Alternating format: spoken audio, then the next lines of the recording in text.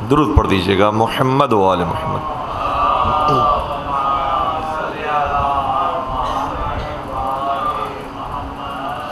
اعوذ باللہ من الشیطان الرجیم، بسم اللہ الرحمن الرحیم، الحمد للہ رب العالمین، الحمد للہ الذی هو الاول والآخر والظاہر والباطن وله الملک وله الحمد یحیی ویمیت ویمیت ویحیی وهو حی لا يموت بیدہ الخیر وهو على كل شیء قدیر، والصلاة والسلام علی النبی الامی القرشی الہاشمی المکی المدنی الابتحی التہامی العبد المؤید والرسول المسدد المصطفى الامجد المحمود الاحمد حبیب الہ العالمین سیدنا و مولانا ابی القاسم محمد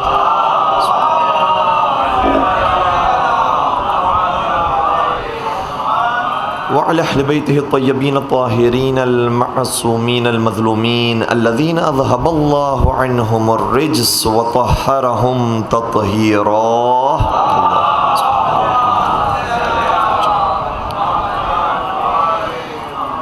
ولعنة الله على أعدائهم أجمعين.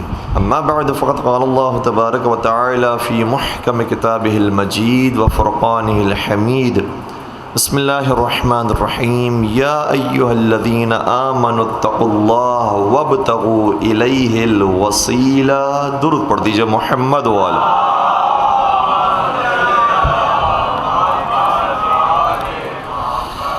اعزائے گرامی قدر، چونکہ ہمیں اس کے بعد ایک اور مجلس کی طرف اور اس کے بعد ایک اور مجلس کی طرف جانا ہے، تو انتہائی اختصار کے ساتھ آپ کی خدمت میں آرائز بیان کرنے کا شرف حاصل کریں گے. آج شب جمعہ ہے، مناسبت بہت ساری ہیں. سورہ جمعہ کی تلاوت کرنا، کل نماز جمعہ کو پڑھنا، غسل جمعہ انجام دینا، آج کی رات دعائے کمیل پڑھنا، اسی طریقے سے مرحومین کو یاد کرنا، اور آج کی رات اور کل کا دن حضرت امام زمان علیہ السلام کی زیارت کا دن بھی ہے.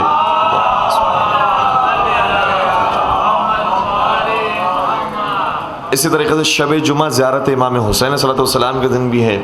تو بہت ساری مناسبتیں موجود ہیں. ایک بڑی خوبصورت حدیث ہے، نبی اکرم نے ارشاد فرمایا کہ فضل علی علی هذه الامہ کفضل لیلۃ الجمعہ علی سائر اللیالی. فرماتے ہیں کہ اے علی، آپ کو اس امت پر ایسی ہی فضیلت حاصل ہے جیسی شب جمعہ کو ساری راتوں پر حاصل. اور یہ جملہ نبی اکرم کا روز جمعہ کے بارے میں ملتا ہے کہ یا علی فضل علی علی هذه الامہ کا یوم الجمعۃ علی سائر الایام. اے علی، آپ کو اس امت پر ایسی ہی فضیلت حاصل ہے کہ جیسے دنوں کے اندر روز جمعہ کو حاصل ہے. اور روز جمعہ کے بارے میں نبی اکرم نے ایک اور مقام پر ارشاد فرمایا تھا، فرماتے ہیں کہ یوم الجمعۃ سید الایام. جمعے کا دن معمولی دن نہ سمجھیے گا، جمعے کا دن وہ ہے کہ جو تمام دنوں کا سردار ہے. وَأَعْظَمُ عِنْدَ اللَّهِ مِنْ يَوْمِ الضُّحَى وَيَوْمِ الْفِطْرِ. اور یہ دن زیادہ عظیم اور زیادہ بڑا ہے عید فطر سے بھی اور عید قربان سے بھی. تو دنوں کا سردار ہے جمعے کا دن، اور کہا اے علی، آپ کی مثال جمعے کے دن کی طرح ہے. یعنی اس امت کا کوئی اور سردار نہیں ہے، اگر سردار ہے تو علی ابن ابی طالب صلی اللہ علیہ وسلم.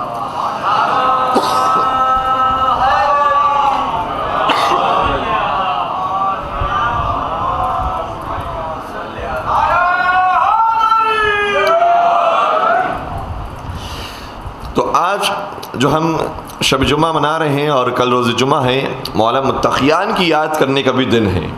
مولا متقیان کو بھی نسبت حاصل ہے اس دن سے. اور چونکہ ایک مسئلہ کافی ہائی لائٹ ہوا اور اس کی ویڈیوز کافی وائرل ہوئی، ہم چاہتے ہیں کہ اس موضوع پر گفتگو کریں. اور پھر ہمارے ایک عالم دین نے بھی اس پر گفتگو کی، اس کے بعد اس کا جواب بھی آیا.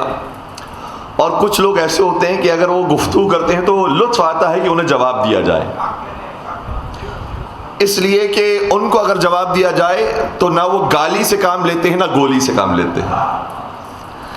تو اس لیے اچھا لگتا ہے کہ ان کی باتوں کا جواب بھی دیا جائے. وہ خود بھی علمی کتابی ہونے کا دعویٰ کرتے ہیں اور ہمارا بھی یہ نعرہ ہے کہ اگر بات کی جائے تو استدلال کے ذریعے بات کی جائے. تو انہوں نے ایک مقام پر یہ بات کی تھی کہ دیکھیں قرآن کریم کے اندر یہ آیت ہے اور اسے انسان بار بار دہراتا ہے دن کے اندر کہ ایاک نعبد و ایاک نستعین. اے خدا ہم صرف تیری عبادت کرتے ہیں اور اے خدا ہم صرف تجھ سے مدد چاہتے ہیں. تو جب ہم یہ قرآن میں کہتے ہیں، نماز کے اندر کہتے ہیں کہ ہم صرف تجھ سے مدد چاہتے ہیں، تو پھر یا علی مدد کہنا کیسا ہے؟ اور انہوں نے باقاعدہ اس کے اوپر لیکچرز ریکارڈ کروائے ہیں، پھر ہمارے بعض علماء نے اس کا جوابات دیے ہیں، پھر اس کا بھی پھر رپلائی آیا. تو چونکہ یہ موضوع ایسا ہے کہ جو موضوع سخن بنا ہوا ہے اور ہمارے نوجوانوں کی ذہنوں کو خراب کرنے کا بھی سبب بنتا ہے، اس لیے بہتر ہے کہ اس موضوع پر اچھے طریقے سے استدلال کے ساتھ گفتگو کی جائے، 2 جمع 2 4 کی طرح اس مسئلے کو حل کرنے کی کوشش کی جائے. دیکھیں بات یہ ہے کہ قرآن نے جو یہ کہا ہے نا کہ ایاک نعبد و ایاک نستعین، کہ ہم یہ کہتے ہیں کہ ہم صرف تیری عبادت کرتے ہیں. عبادت ہوگی تو صرف تیری ہوگی. مزے کی بات یہ ہے کہ وہی عبادت، بلکہ عبادتوں میں جو سب سے افضل عبادت ہے یعنی نماز، جب اس نماز کا انسان آغاز بھی کرتا ہے تو کہتا ہے اشہد ان محمد رسول اللہ. بات پہنچ رہی ہے؟ ابھی ہم نے کیا کہا تھا قرآن میں کہ عبادت صرف تیری ہے. عبادت میں محمد مصطفیٰ کہاں سے آ گئے؟ عبادت تو صرف اللہ کی تھی، صرف اللہ اللہ ہونا چاہیے تھا. عبادت میں محمد مصطفیٰ کہاں سے آ گئے؟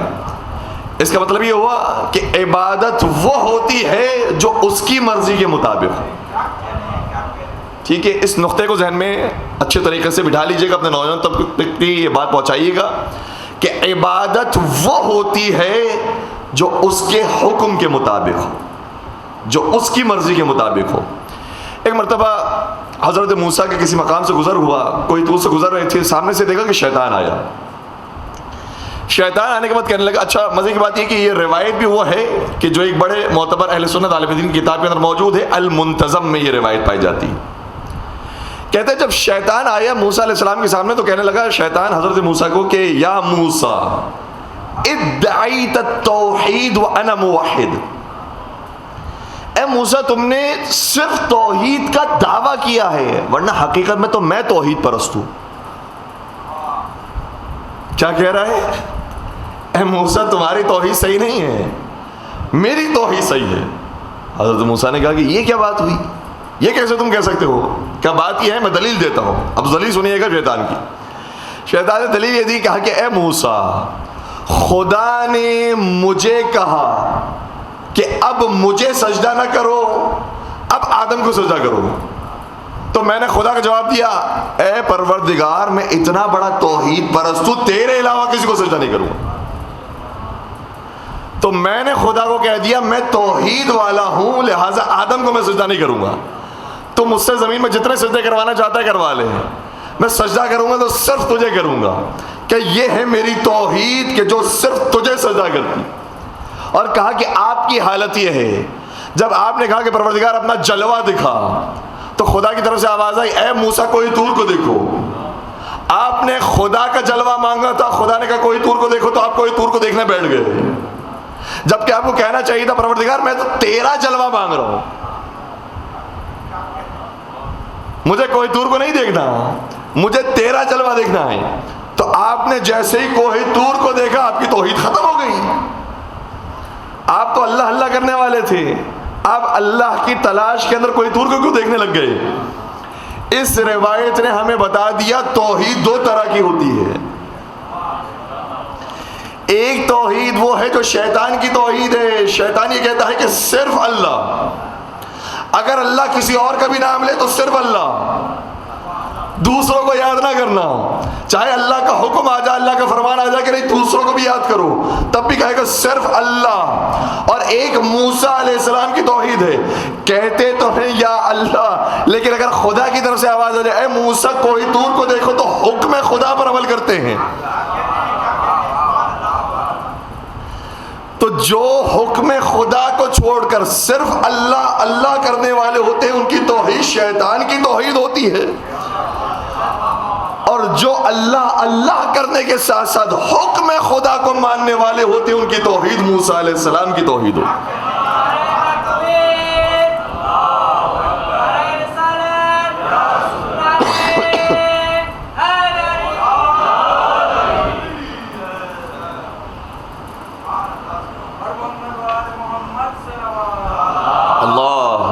صلی اللہ علیہ محمد وآل محمد وعجل فرج. تو اب اس آیت کو اچھے طریقے سے ہمارے نوجوان سمجھ لیں کہ ہم ضرور یہ کہتے ہیں ایاک نعبد، اے خدا ہم صرف تیری عبادت کرتے ہیں، ہم صرف تجھے ہی کو پکارتے ہیں، ہم صرف تجھے ہی کو سجدہ کرتے ہیں، ہم صرف تجھے ہی کو یاد کرتے ہیں. لیکن جو تجھے یاد کرتے ہیں، تیری عبادت کرتے ہیں، وہ کیسی عبادت؟ جو تیرے حکم کے مطابق. اگر تیرا حکم یہ آ جائے کہ محمد مصطفیٰ کے نام کی بھی اذان دی جائے، تیرا حکم آ جائے اقامت میں محمد مصطفیٰ کا نام لیا جائے، تیرا حکم آ جائے کہ نماز کے اندر یہ کہا جائے کہ اشہد ان محمدًا عبدہ ورسولہ، تو ہم یہی کہتے ہیں. اور اگر تو نے یہ کہہ دیا کہ نماز نہیں ہوتی جب تک محمد والے محمد پر درود نہ بھیجا جائے، تو ہماری عبادت اس وقت تک عبادت نہیں بنتی جب تک ہم محمد والے محمد پر درود نہ بھیجیں، کیونکہ تیرا حکم یہ آ گیا ہے. اب مجھے کہنے دیجئے، اگر عبادت کو یہ سمجھ جائیں کہ عبادت صرف اللہ کی ہو رہی ہے لیکن ویسی ہو رہی ہے جیسے حکم الہی کے مطابق ہے، تو پھر ایاک نستعین سمجھنا بہت آسان ہو جائے گا. ہم صرف اللہ کو پکارتے ہیں، لیکن کیسے؟ جیسے اللہ نے پکارنے کا حکم دیا ہے. اور حکم کیا ہے قرآن کریم کے اندر؟ ہمیں پورے قرآن کریم کو دیکھنا ہوگا. اور قرآن کریم کے اندر حکم یہ ہے، یا ایھا الذین آمنوا اتقوا اللہ وابتغوا الیہ الوسیلہ، اے صاحبان ایمان اللہ کا تقوی بھی اختیار کرو اور اس تک پہنچنے کے لیے وسیلہ بھی تلاش کرو. تو جو حکم الہی کے مطابق پکارے گا اس کی توحید وہ ہوگی کہ جو اللہ کی توحید، اس کا پکارنا وہ ہوگا کہ جو اللہ کا پکارنا، اللہ کے مطابق پکارنا ہے. اور پھر انہوں نے اس بات کو بیان کیا کہ دیکھیں آپ ہمارے سامنے والی مثالیں پیش نہ کریں کہ انسان مدد مانگتا ہے تو کبھی ڈاکٹر کے پاس جاتا ہے، کبھی اس کو مکان بنانا ہوتا ہے تو انجینئر کے پاس جاتا ہے، کبھی کوئی مسئلہ پیش آ جاتا ہے تو جس مسئلے کا ماہر ہوتا ہے اس کے پاس جاتا ہے. کئی یہ مثالیں ہمارے سامنے پیش نہ کریں. کیوں؟ اس لیے کہ قرآن کریم کی ایک واضح آیت ہے، تعاونوا علی البر والتقوی ولا تعاونوا علی الاثم والعدوان. قرآن نے یہ کہا ہے کہ صحیح اچھے کاموں کے اندر، نیکی کے کاموں کے اندر، تقوی کے کاموں کے اندر ایک دوسرے کی مدد کرو. تو اگر آپ کسی سے مدد مانگنے کے لیے جا رہے ہیں تو وہ حکم قرآنی کے مطابق عمل ہے، اس لیے مدد مانگی جا سکتی ہے جو انسان کے نارمل حالات زندگی کے مطابق ہوتی ہے. لیکن اگر آپ کسی غائبانہ مدد کی بات کریں، اگر کسی اعلیٰ قدرت کی بات کریں، اگر معجزاتی قوت اور طاقت کی بات کریں، تو وہ طاقت اور قوت صرف ملے گی تو اللہ سے ملے گی. میں نے کہا اچھا ٹھیک ہے. دیکھیں ہمارا عقیدہ توحید ہمارا کہیں پر بھی لرزہ نہیں چاہیے. کبھی کبھار جو ہمارے ساتھ چلنے والے افراد ہیں انہوں نے سنا بھی ہوگا، ہم یا علی مدد تو کہتے رہتے ہیں لیکن ہم ساتھ ساتھ بتانے کے لیے بھی اور خود بھی عملاً یا اللہ مدد بھی کہتے رہتے ہیں، تاکہ ایسا نہ ہو کہ یا علی مدد کے چکر میں انسان یا اللہ مدد سے دور ہو جائے. ٹھیک ہے، یا اللہ مدد یہ بنیادی عقیدہ ہے، بلکہ سارے عقیدوں کی بنیاد ہی توحید ہے. ہمارا کمال یہ ہے کہ ہمارے ایک ایک عقیدے کی اساس توحید ہے، اور ہم میں ان میں فرق یہی ہے، ہماری امامت بھی وہ ہے جو خدا کی طرف سے ہو. ہم نبی کے بعد اس کو مانتے ہیں جو خدا ساختہ ہو، اس کو نہیں مانتے جو خود ساختہ ہو. تو ہمارا ایک ایک عقیدہ وہ ہے جو توحید پر کھڑا ہوا ہے. عدل کا کیا مطلب ہے؟ کہ خدا عادل ہے. نبوت یعنی نبوت کا مطلب ہے کہ خدا کے بھیجے ہوئے نبیوں کو ماننا. امامت یعنی خدا کے بھیجے ہوئے اماموں کو ماننا. قیامت یعنی وہ دن جس میں اللہ حساب و کتاب کرے گا، اس دن پر یقین کرنا. تو ہر چیز ہمارا عقیدہ جڑا ہوا ہے توحید کے ساتھ. ہر چیز کی بنیاد، ہر چیز کی اساس ہے توحید. ایسا نہ ہو کہ انسان خدا نخواستہ یا علی مدد کہتے کہتے، یا رسول اللہ مدد کہتے کہتے یا اللہ مدد سے غافل ہو جائے. ہر عقیدے کی بنیاد ہے اللہ کے اوپر. یہ ہمارا افتخار ہے. ٹھیک ہے. اب انہوں نے کہا کہ دیکھیں جو ظاہری طور پر جو زندہ ہیں ان سے اگر کوئی مدد مانگتا ہے اپنے کسی مکان کو بنانے کے لیے, کاروبار کے لیے, تو یہ مدد تو وہ ہے کہ جو نارمل زندگی کے اندر انسان بشری تقاضے کے مطابق مانگتا ہے. لیکن اسپیشل غائبانہ مدد صرف اللہ کی طرف سے.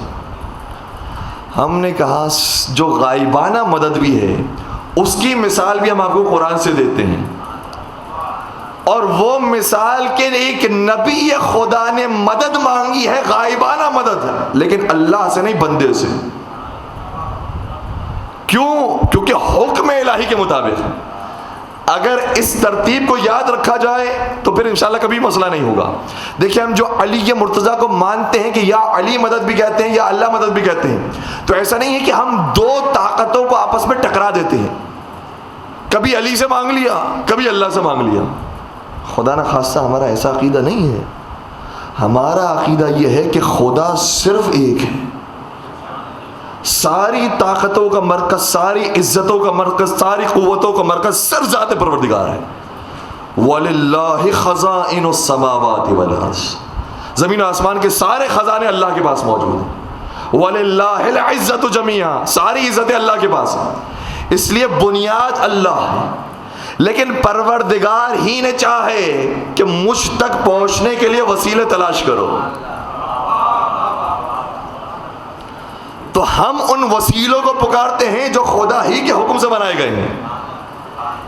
اس لیے کبھی پیغمبر کا واسطہ دیتے ہیں, کبھی مولا کائنات کا واسطہ دیتے ہیں, کبھی جناب سیدہ کائنات کا واسطہ دیتے ہیں, کبھی امام حسن کا, کبھی امام حسین کا, کبھی باقی ائمہ کا, کبھی حضرت عباس کا, حضرت زینب سلام اللہ علیہ کا.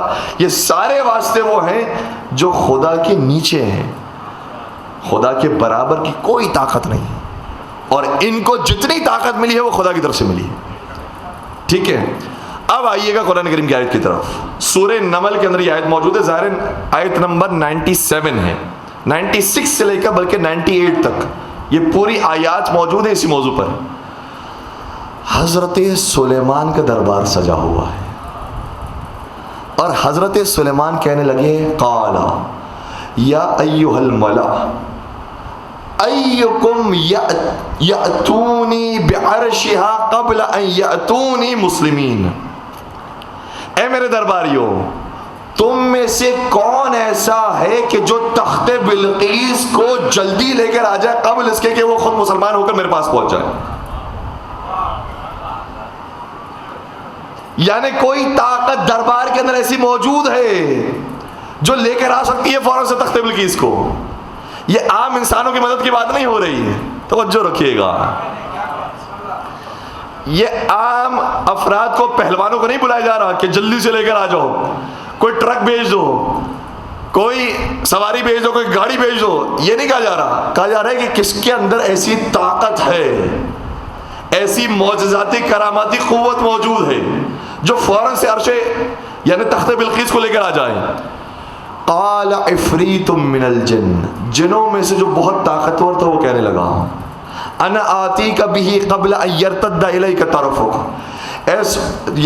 قبل ان تقوم من مقامک.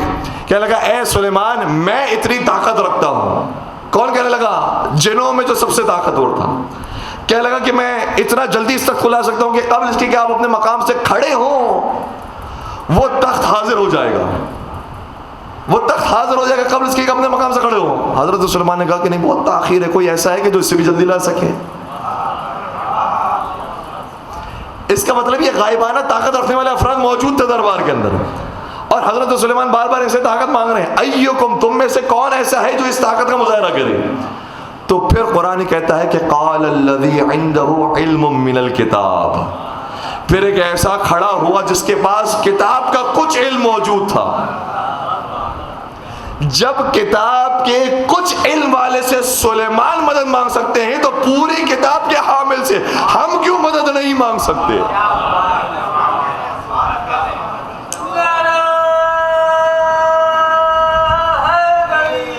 یا علی, کہا کہ وہ جس کے پاس کتاب کا تھوڑا سا علم تھا وہ کہنے لگا انا آتیک بہ قبل ان یرتد الیک طرفک, اے سلیمان قبل اس کے کہ آپ کی پلکیں جھپکے میں وہ تخت حاصل کر دوں گا.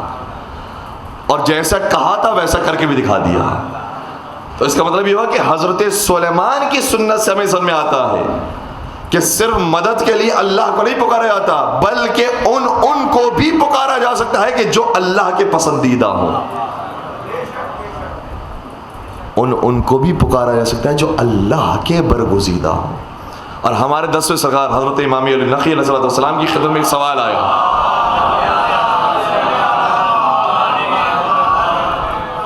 یحییٰ ابن اقسم نے سوال کیا تھا، بڑا غضب کا سوال ہے، توجہ رکھیے گا. کہنے لگے کہ یہ بتائیے حضرت سلیمان علیہ السلام نے جو درخواست کی کہ تم میں سے کون ایسا ہے کہ جو تخت بلقیس کو لے کر آئے، تو کیا خود سلیمان کے پاس یہ طاقت نہیں تھی کہ وہ تخت بلقیس کو لے کر آ جائے؟ اور اگر آپ کہتے ہیں کہ طاقت نہیں تھی، اس کا مطلب یہ ہوا کہ خود نبی کمزور ہیں، ان کے زمانے کا امتی وہ طاقتور ہے. تو نبی تو اس کو ہونا چاہیے جس کے پاس زیادہ علم ہو، جو زیادہ طاقت رکھتا ہو. تو پھر آصف بن برقیہ کو نبی ہونا چاہیے، تو سلیمان علیہ السلام کو نبی نہیں ہونا چاہیے تھا. اور اگر آپ کہتے ہیں کہ نہیں سلیمان کے پاس یہ طاقت موجود تھی، علم موجود تھا، خود بھی لا سکتے تھے، تو جب خود انسان لا سکتا ہے تو کسی کو بولنے کی کیا ضرورت ہے؟ یہ سوال یحییٰ ابن اقسم نے، یہ کچھ معمولی سوال نہیں ہے. یحییٰ ابن اقسم ایک بہت بڑا قاضی القضات، اس کی طرف سے سوال آیا 10ویں سرکار کی خدمت میں. اور 10ویں سرکار نے کیا خوبصورت اس کا جواب دیا. فرمانے لگے حضرت سلیمان کے پاس وہ علم موجود تھا، وہ طاقت موجود تھی کہ خود تخت بلقیس کو لا سکتے تھے، مگر خود نہیں لے کر آئے. کیوں؟ اپنے درباریوں سے سوال کیا تاکہ درباری جان لیں میرے بعد جس کے پاس سب سے زیادہ علم ہے وہ کوئی اور نہیں ہے، وہ آصف بن برقیہ ہے.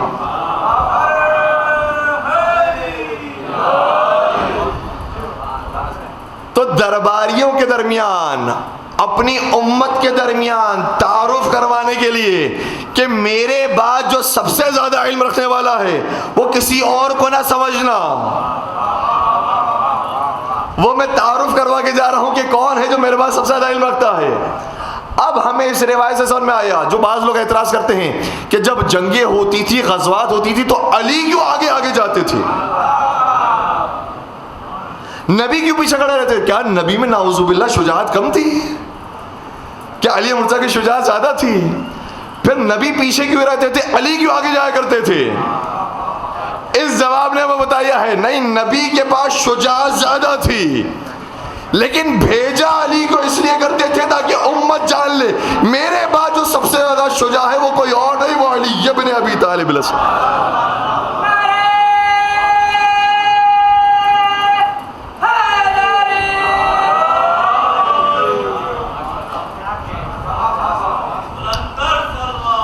اللہم صلی علی محمد وآل محمد وعجل فرجہم.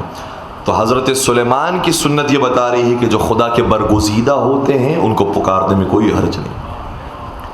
اور پھر ہمیں یہ مثالیں بار بار دکھائی دیتی ہیں. میں بات کو بہت جلدی سے آگے لے کر جاؤں، بہت ساری آیات ہیں جو اس موضوع پر بیان کرنے کے لیے کافی ہیں، لیکن چونکہ دامن وقت میں گنجائش بہت کم ہے، ہمیں آگے مجلس کی طرف پہنچنا ہے، اس لیے ایک دو اور آیات کو پیش کروں گا اور زحمت کو تمام کروں گا.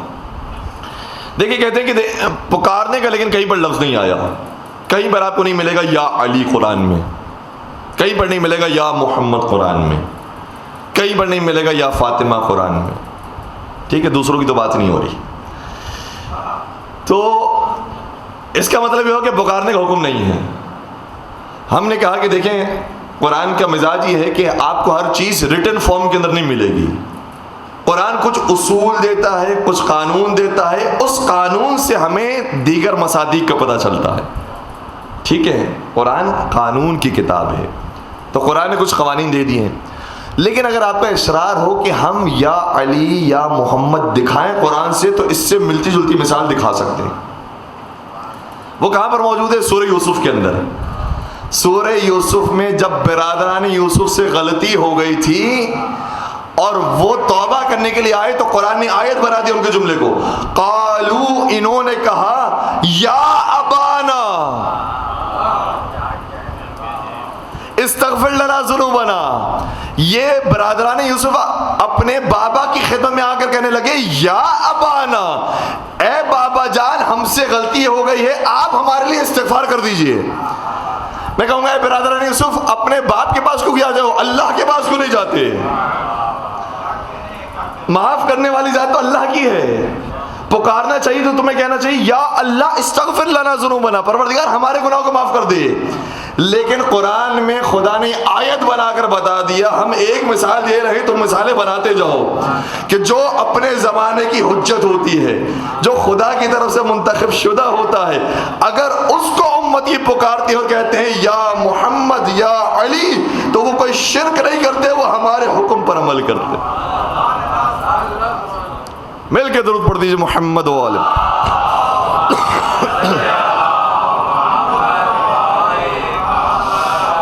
اور آپ کو قرآن کریم میں اندر جا بجا مثالیں ملیں گی.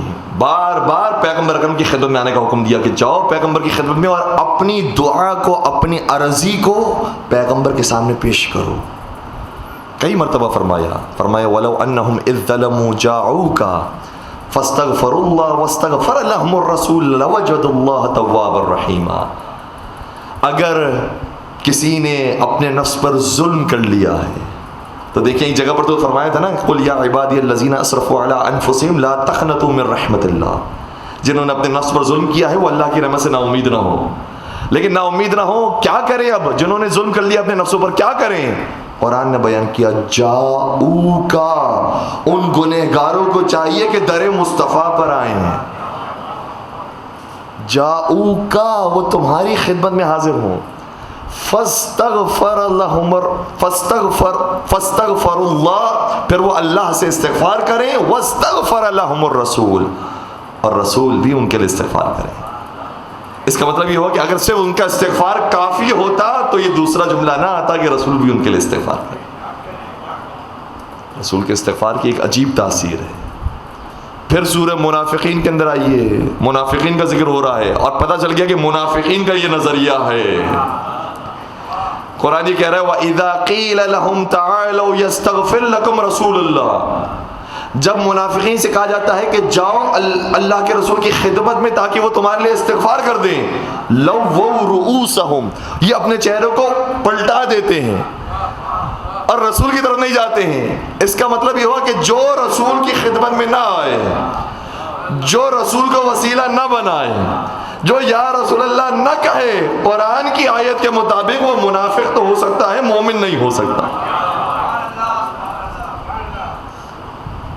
اس لیے اس عقیدے کو قرآن کریم نے بیان کیا ہے اور بہت اصولی انداز میں بنیادی طور پر بیان کیا ہے. ہمیں گھبرانے کی ضرورت نہیں ہے کہ کوئی اپنے آپ کو علمی کتابی کہتا ہو اور کچھ باتوں کے ذریعے دلیل دینے کی کوشش کرتا ہو. ہمارے پاس قرآن کی آیتیں موجود ہیں اور سنت معصومین بھی موجود ہیں. دیکھیں قرآن نے تو یہ اصول دیا ہے نا کہ قل اطیعوا اللہ واطیعوا الرسول واولی الامر منکم. تم صرف اللہ کی اطاعت نہیں کرو. کیا مطلب؟ یعنی صرف تم قرآن کو ماننے والے نہ ہو بلکہ وَأَطِيعُوا الرَّسُولَ، تم سنت رسول کو ماننے والے بھی ہو. تو سنت رسول سے ہی پتہ چلے گا کہ پیغمبر اکرم کی سنت کیا رہی ہے، کس کس کو پکارا ہے. تھوڑا سا بولیے گا. سنت معصومین کیا ہے؟ میں آپ کی خدمت میں ایک بڑی خوبصورت روایت پیش کروں. چھٹے امام جعفر صادق علیہ السلام شاہ فرماتے ہیں،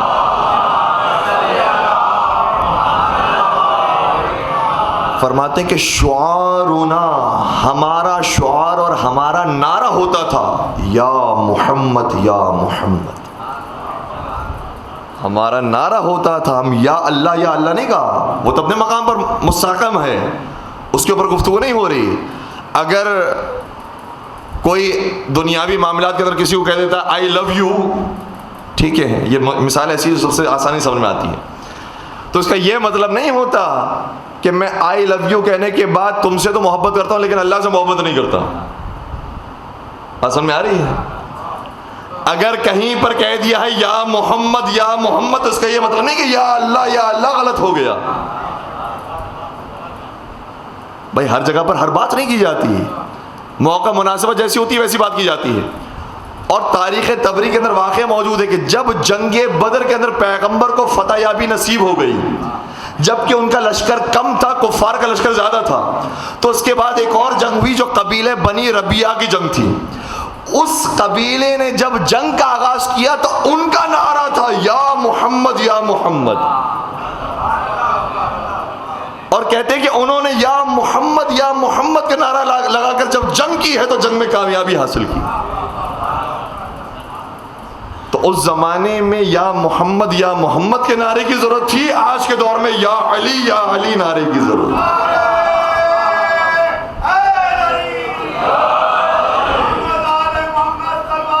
اللہم صلی علی محمد وآل محمد.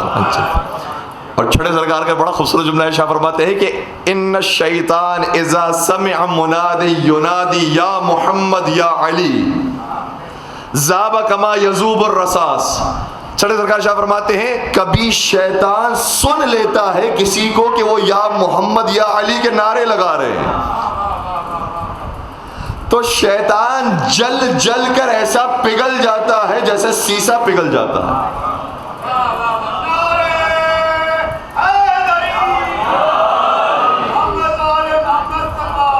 اللہم صلی علی محمد وآل محمد وعجل فرجہم. اب مجھے تو خود یہ روایت امام صادق کی کہہ رہی ہے کہ جو یا محمد یا علی سن کر جلے وہ کوئی اور نہیں ہوگا. ٹھیک ہے، تو یا محمد یا علی یہ بہت بڑے واسطے. حضرت آدم علیہ السلام سے بھی جب تقصیر ہو گئی تھی، ترک اولا ہو گیا تھا، زمین پر تشریف لائے تو پنجتن پاک کا واسطہ دیا تھا. یہ دعا بھی موجود ہے حضرت آدم علیہ السلام کی. اور ذہن مشوش نہ ہو جائے اس لیے میں تھوڑی سی وضاحت کرنا چاہوں گا کہ جب حضرت آدم علیہ السلام سے وہ تقصیر ہو گئی، فوراً سے یہ دعا کی تھی ربنا ظلمنا انفسنا وَإِن لَّمْ تَغْفِرْ لَنَا وَتَرْحَمْنَا لَنَكُونَنَّ مِنَ الْخَاسِرِينَ. پروردگارا اگر تو نے مجھے معاف نہیں کیا اور مجھ پر رحم نازل نہیں کیا تو میرا شمار خاسرین میں ہوگا. مزے کی بات یہ ہے کہ قرآن کریم کے اندر یہ جب آیت موجود ہے تو اس کے بعد یہ جملہ فوراً سے نہیں آیا فَتَابَ عَلَيْهِ، تو ہم نے حضرت آدم کی توبہ قبول کر لی. توجہ رکھیے گا، 2 مرتبہ حضرت آدم کی دعا کا ذکر ہے. ایک دعا وہ ہے جو جنت میں ترک اولا ہوتے ہی مانگی، ربنا ظلمنا انفسنا وَإِن لَّمْ تَغْفِرْ لَنَا وَتَرْحَمْنَا لَنَكُونَنَّ مِنَ الْخَاسِرِينَ.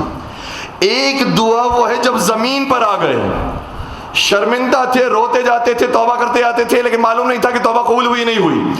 یہاں تک کہ خدا نے بھیجا اے جبرائیل جا کر آدم کو دعا کا طریقہ بتاؤ.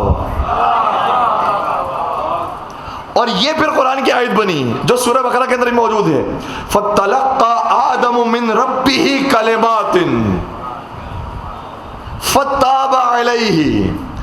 کچھ کلمات ایسے تھے جو رب کی طرف سے آدم کو عطا ہوئے، اور جب ان کلمات کے ذریعے آدم علیہ السلام نے توبہ مانگی فَتَابَ عَلَيْهِ تو توبہ قبول ہو گئی. وہ کلمات کون سے تھے؟ کتاب کافی کے اندر یہ روایت موجود ہے. حضرت ابن عباس نے سوال کیا یا رسول اللہ بتائیے وہ کلمات کون سے تھے کہ جن کے ذریعے حضرت آدم علیہ السلام نے دعا مانگی تو ان کی توبہ قبول ہو گئی؟ فرمایا انہوں نے کہا تھا سأل ربی بمحمد وعلی وفاطمہ والحسن والحسین. انہوں نے دعا مانگی تھی تو پنجتن پاک کے صدقے سے دعا مانگی تھی. محمد مصطفیٰ کا واسطہ، علی مرتضیٰ کا واسطہ، فاطمہ زہرا کا واسطہ، امام حسن کا واسطہ، امام حسین کا واسطہ، جب یہ 5 بڑی ہستیوں کے واسطے دیے فتاب علیہ تو آدم کی توبہ قبول ہو گئی.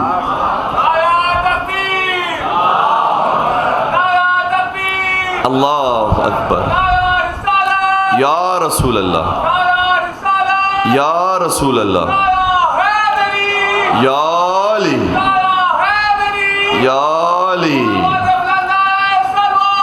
اللہم صلی علی محمد وآل محمد وعجل فرجہم. اور پھر میرے مولا بھی شاہ فرماتے ہیں نحن الکلمات التی تلقى آدم من ربہ فتاب علیہ. ہم ہیں وہ کلمات جن کو آدم علیہ السلام نے واسطہ بنا کر دعا کی تھی تو ان کی توبہ قبول ہوئی. جب آدم علیہ السلام کی توبہ پنجتن پاک کے صدقے سے قبول ہوتی ہے تو پھر اولاد آدم کی توبہ، اولاد آدم کی دعا کہ ان ہستیوں کے ذریعے قبول ہوگی.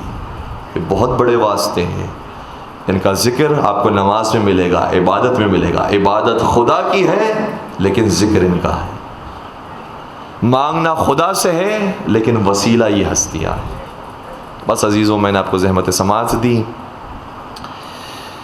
مجھے یہ بھی حکم دیا گیا کہ چونکہ ایام محسنیہ کا آغاز ہو گیا ہے، لہٰذا شہزادی کونین کے حوالے سے آپ کی خدمت مصائب کو جملے پیش کرو. اور ساتھ ساتھ آپ جانتے ہیں کہ اسیروں کا کاروان اب مدینے کے راستے کی طرف ہے. بس فرق یہ ہے جناب سیدہ کے مصائب میں اور اسیران کربلا کے مصائب میں کہ جناب سیدہ وہ ہیں جب مدینہ میں رونا چاہتی تھی تو مدینے والے شکایت کرتے تھے، اے علی اپنی زوجہ سے کہہ دے یا دن میں روئے یا رات میں روئے، ہمارا سکون خراب ہوتا ہے. مجھے بتاؤ سیدہ کائنات کے کبھی ایسے رو سکتی ہیں کہ کسی کو تکلیف ہو؟ وہ بی بی جو رات بھر جاگتی تھی تو دعا کرتی تھی تو اپنے پڑوسیوں کے لیے کرتی تھی. امام حسن فرماتے تھے مادر گرامی میں ساری رات آپ کے ساتھ تھا لیکن آپ نے میرے لیے دعا نہیں کی، میرے بھائی کے لیے دعا نہیں کی ہے، آپ نے ہمیں کیوں یاد نہیں کیا؟ تو وہ بی بی فرماتی تھی الجار ثم الدار، پہلے باہر والے پھر گھر والے. وہ بی بی جو خود بھوکی رہتی ہو، سارا گھرانہ یتیم مسکین اور اسیر کو کھانا کھلاتا ہو. کیا ممکن ہے کہ کوئی ایسا کام کرے جس سے کسی کو تکلیف ہو؟ کبھی بھی کوئی کام ایسا سیدہ کائنات نہیں کر سکتی. وجہ کیا ہے پھر؟ کیوں آئے تھے مدینے والے؟ کیونکہ کچھ لوگ جان چکے تھے اگر سیدہ کا گریہ جاری رہا تو پھر مدینہ میں انقلاب آ جائے گا، پھر حکومت کو خطرہ ہے. لہٰذا کسی نہ کسی بہانے سے سیدہ کائنات کے گریے کو روکا جائے. جب آ کر یہ جملے کہتا علی جیسے مشکل کشا موجود تھے، کبھی بھی آپ پریشان نہ ہو، میں آپ کے رونے کا انتظام کروں گا. جنت البقیع تشریف لے کر وہاں پر بیت الحسن تعمیر کروایا. جناب سیدہ حسن و حسین کے ساتھ جنت البقیع جایا کرتی تھی، بیت الحسن میں جا کر گریہ کیا کرتی تھی. میں کہوں گا کاش کربلا میں بھی کوئی علی ہوتا جو سکینہ کو رونے کے لیے بیت الحسن دیتا، زینب کبریٰ کو رونے کے لیے بیت الحسن دیتا. یہ بیویاں رونے کے لیے بڑی پیاسی تھی. بس ازادارو بی بی جاتی رہی بیت الحسن میں گریہ کرتی رہی، لیکن ایک دن جا کر کیا دیکھا کہ جب بیت الحسن پہنچی تو دیکھا بیت الحسن کو بھی ڈھا دیا گیا، بی بی کے گھر کو بھی ڈھا دیا گیا، بیت الحسن کو بھی گرا دیا گیا. لیکن بی بی نے گریہ نہیں چھوڑا، آخری دم تک بی بی گریہ فرماتی رہی. پسلیاں ٹوٹ گئی، کمر خم ہو گئی، بال سفید ہو گئے، ہاتھوں کے سہارے چلا کرتی تھی لیکن باپ کا ماتم کرتی رہتی تھی. فرماتی رہتی تھی صبت علی مصائب لو انہا صبت علی الایام سرن لیالیا. بابا تیرے جانے کے بعد تیری سیدہ پر ایسی مصیبتیں آئی، اگر روز روشن پہ پڑتی تو تاریخ راتوں میں تبدیل ہو جاتی. میں کہوں گا بی بی آپ پر بڑا ظلم ڈھایا گیا. 18 برس کی عمر میں آپ ضعیفہ ہو گئی، آپ بوڑھی ہو گئی. ارے یہ 75 دن یا 95 دن آپ کے لیے 75 سال کے برابر ہو گئے. اتنی ضعیفہ ہو گئی اور انہی دنوں کے اندر اتنا گریہ کیا کہ چھٹے امام شاہ فرماتے ہیں جو دنیا میں سب سے زیادہ 5 گریہ کرنے والے ہیں ان میں ایک ہماری دادی سیدہ کائنات بھی ہے. سنیں گے باقی اور 4 ہستیاں کون سی ہیں. حضرت آدم علیہ السلام نے بہت گریہ کیا، حضرت یعقوب علیہ السلام نے بہت گریہ کیا، حضرت یوسف علیہ السلام نے گریہ کیا، مولا سید سجاد نے گریہ کیا اور ایک جناب سیدہ نے گریہ کیا. لیکن عزادارو ذرا فرق تو محسوس کیجئے گا نا کہ باقی ہستیوں نے جو گریہ کیا ہے وہ کئی سالوں کا گریہ تھا، تب جا کر سب سے زیادہ گریہ کرنے والوں میں نام آیا. نہ جانے بنت رسول نے 75 دن میں کیا ماتم کیا.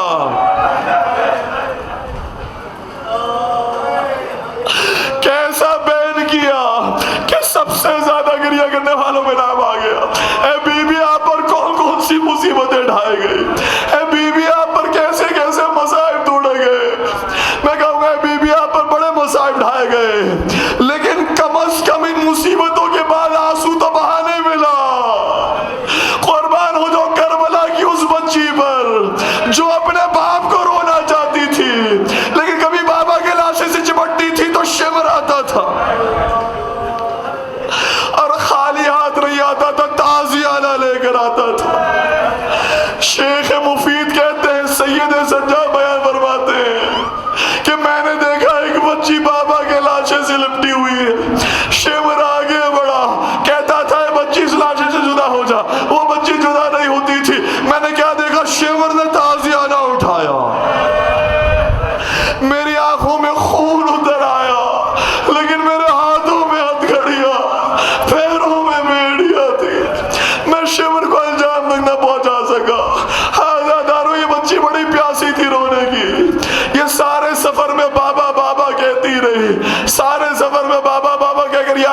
نہیں. مولا سید سجاد فرماتے ہم سفر کے اندر جب یا حسین کہتے تھے نا تو زبان سے یا حسین نکلتا تھا، سر پہ نیزہ آتا تھا. ظالم ہمیں نیزے مارتے تھے. ہم سارے سفر میں مجلس کے لیے ترس گئے تھے. اے مجلس میں آنے والوں، تمہارے لیے کتنی آسانیاں ہیں. تم یا حسین کہہ کر رونا چاہو، یا حسین کہہ کر ماتم کرنا چاہو. تم ماتم کر سکتے ہو لیکن حسین کی بیٹی نہیں کر سکتی، حسین کی اولاد نہیں کر سکتی، حسین کی بہنیں نہیں کر سکتی. ایک وقت وہ آیا جب شام میں ایک عطا خانہ سجا، ذاکر سید سجاد تھے، سننے والی بیویاں تھی. جب آپ ایسے رو رہے ہیں تو سید سجاد نے مصائب پڑے ہوں گے جو خود کربلا کے گواہ تھے. کیا مصائب ہوئے ہوں گے. رونے والیاں وہ تھی جن کی گودیں اجڑ گئی تھی. کیا ماتم ہوا ہوگا. اجرکم علی اللہ.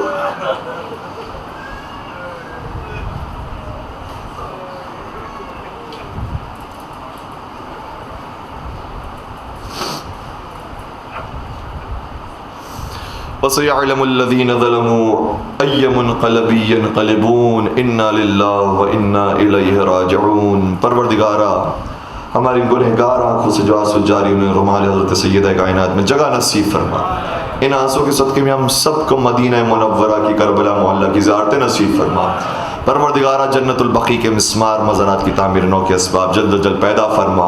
پالنے والے بیمار کربلا مولا سید سجاد کا واسطہ ہے، تمام مریضوں کو شفائے کاملہ عاجلہ نصیب فرما. پروردگارہ جو بے روزگار مومنین انہیں برسر روزگار فرما.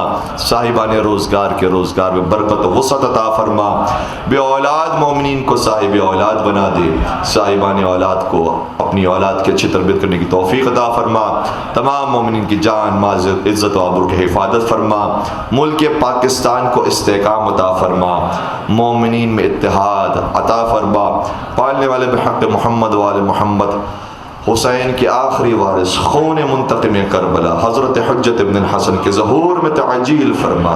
ہمیں ان کے آوان و انصار عاشقین و محبین میں شمار فرما. ربنا تقبل منا انك انت السمیع العلیم وتب علینا انك انت التواب الرحیم برحمتک یا ارحم الراحمین.